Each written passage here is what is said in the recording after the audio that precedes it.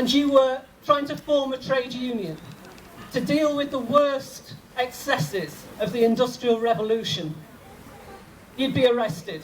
You'd be arrested because there's more than a handful of you.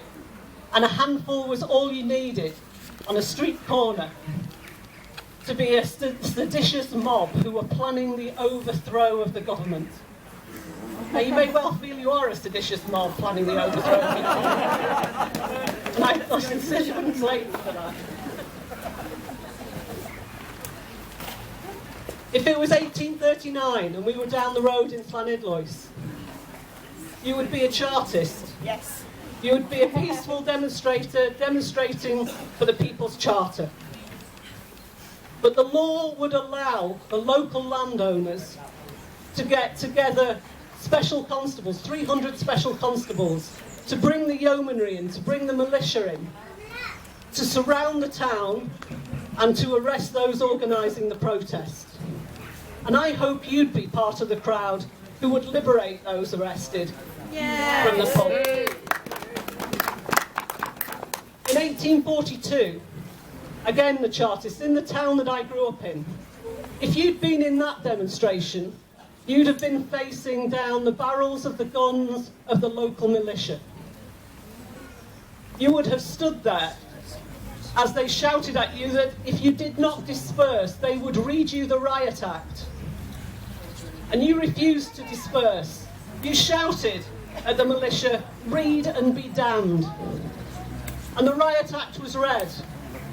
And the local militia did fire on the protesters, and 4 were killed and 126 were injured. I don't wish that on any of you, obviously. But it shows what people have had to do to keep the right to protest in the past. So why the history lesson? Because we have to see this struggle in a long arc of struggles throughout history. Our history is one where governments who make the law exist to make a law which protects privilege, which protects wealth, and which protects vested interests. Whether that's the landowners or whether that's the fossil fuel companies now. It has always taken protest for us to gain any advance and to get any change for us. Some protesters, like Wat Tyler in the Peasants' Revolt, lost his life because of that. Others have ended up in prison. Most notably recently, those climate emergency protesters.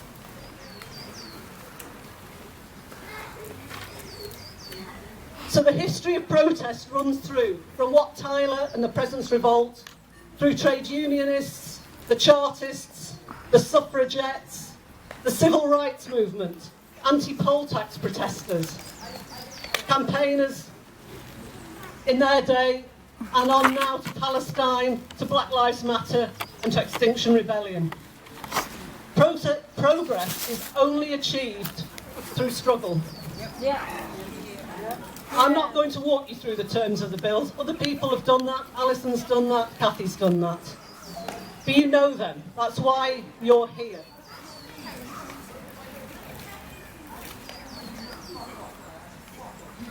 The draconian attacks on free speech, on the right to assemble, on the right to protest, the right to live in the traditional manner of your people, the right to retain your citizenship. All of those things are a fundamental attack on our liberties by a dictatorial government, who of course don't even stick to their own rules. Protest is nothing new, and neither are draconian laws. In 1810, there were 220 different crimes you could have committed to be hung. 50 of those were about poaching, so you can't guess whose interest that was protecting, can you? Without protest, we would still be being hung for spitting on Westminster Bridge.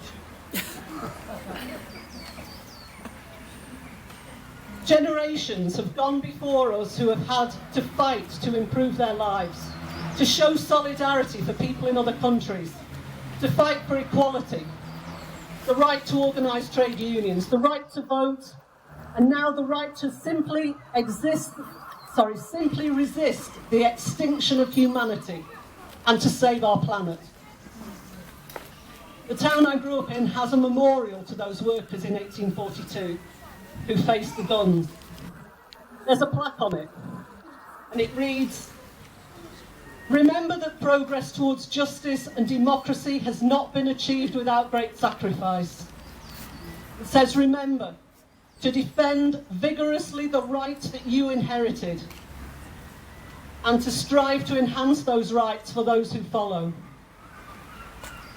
These laws must be resisted. The torch has passed from those previous generations to us. Oppose these bills, keep protesting. Our future and the future of our planet depend on it. Diolch yn fawr.